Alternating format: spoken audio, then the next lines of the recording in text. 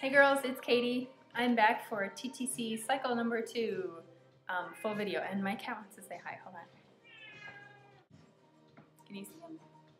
This is Jesse James. He's our old man. Most people's pets are their babies, but this guy's kind of old, so we call him Grandpa and stuff. Sweet. Okay. So this video is going to be about what we're doing. Bad idea. Cat hair. So this cycle started off really rough for me. I made a little video about just like the horrible cramps I had the first few days. But I'm back, and I actually have really high hopes for this cycle. September is going to be a really good month. There's a lot of exciting stuff happening. It's the 100th anniversary of the Mexican Revolution, which this part of the country played a really major role in, so there's all kinds of exciting stuff happening. We should close on our house sometime by the end of the month. Just awesome. I won't even go into it. I don't want to jinx anything. And it is our first anniversary on the 26th. And that weekend is going to coincide with ovulation, so maybe that'll give us a little extra luck. So here is what we're doing. First off, I am charting. I've been charting for almost a year now, since last November.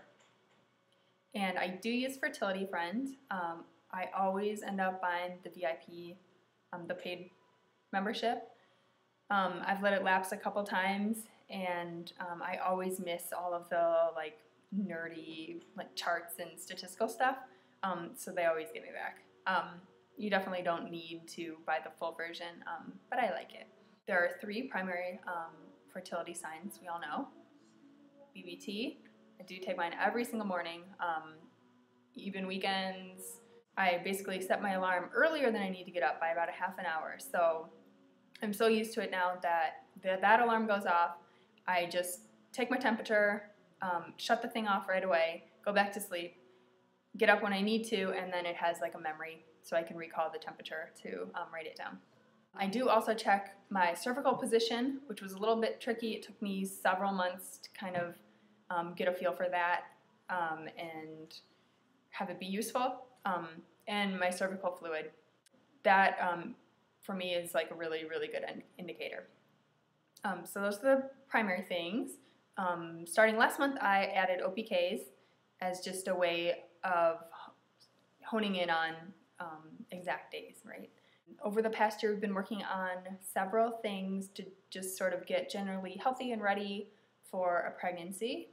If you Google preconception checklist or pre-pregnancy checklist, something like that, you'll get all sorts of lists on different websites telling you good things to do and be aware of.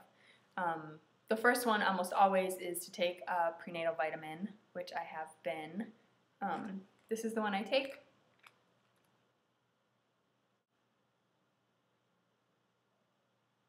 It's called Rainbow Light Prenatal 1. I got it at Target.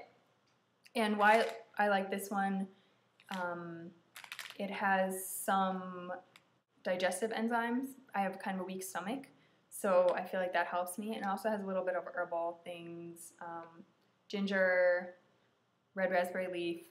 But so far, yeah, I've been really happy with it, and it hasn't made me sick. Most vitamins do.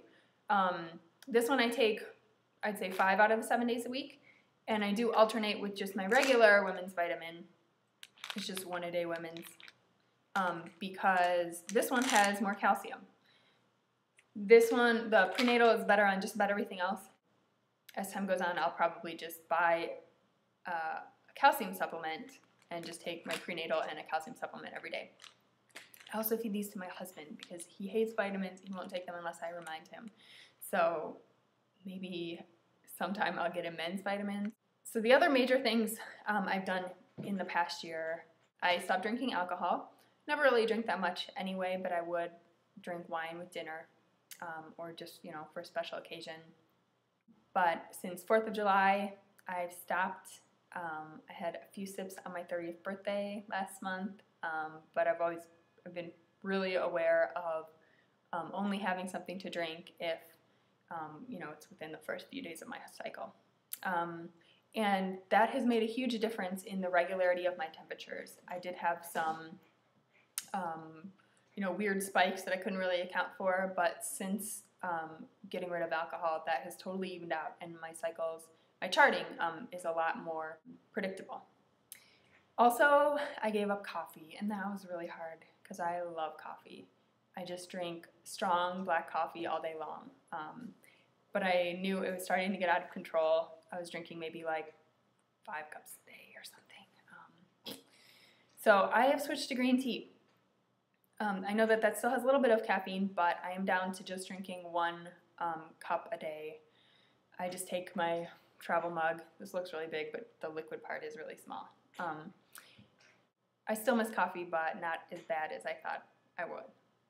Okay, diet-wise, I have said before, I used to be vegetarian. When we were living in Alaska, I started eating seafood again because it was really abundant and good. We would go fishing and clamming and stuff like that, and get really great stuff for for free, besides fishing license. So it really made sense for me to do that. Both of our diets are really good, I'd say. We eat a lot of fresh stuff. I grow some tomatoes here.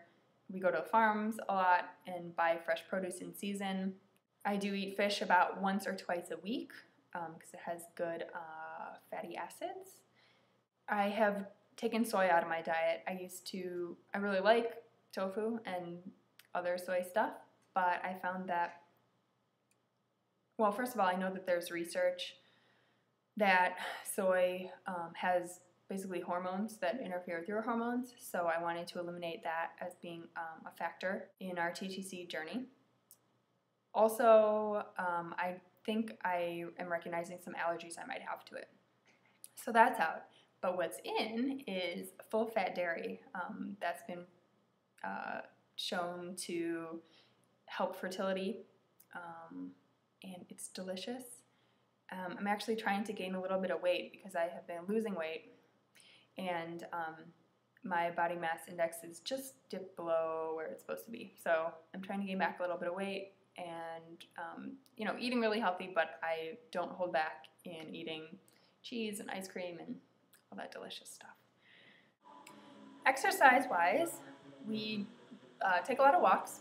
We like to walk after dinner, just around the neighborhood and stuff. I've been trying to keep myself on a better schedule exercise-wise, so the past few months I have been taking classes at the local college. I took yoga for 2 months, which was wonderful. So my work schedule changed, so I can't take that one anymore. So this month I'm taking water aerobics, which is super fun too. And the classes end up only being maybe $5 a day, which is a lot cheaper than like a private yoga studio, or I don't know if they have private, I guess like a gym membership where you could do water aerobics. So that's a recommendation if you have that as an option for you. Totally worth it. So the only other things sort of special about this month are that I went to a new doctor a couple weeks ago, and I'm waiting to get blood test results back. I talked to her about some concerns I had about possibly my thyroid because I've been losing weight, and just sort of, she recommended getting some hormone level tests because I said we were trying to conceive. So I am waiting to hear back on that. It was like thyroid tests, like I said, estrogen, FSH, follicle stimulating hormone, blood sugar, and then testing for immunity to tetanus and rubella, I think. Also, I just went to the dentist. That's another one of those checklist items that they recommend. Pregnancy takes a really hard toll on your teeth and gums. I don't have any issues there, so we're good. I want to thank all my new subscribers. It's been really fun just seeing your profiles and getting caught up on your videos and starting to get to know you a little bit. And I guess I'll just make a video later in the month. Hopefully there will be more good news. Baby dust to everybody. Good luck. And thanks for watching. I also have to recommend the new Arcade Fire record. I have been listening to it this whole time, kind of rocking out.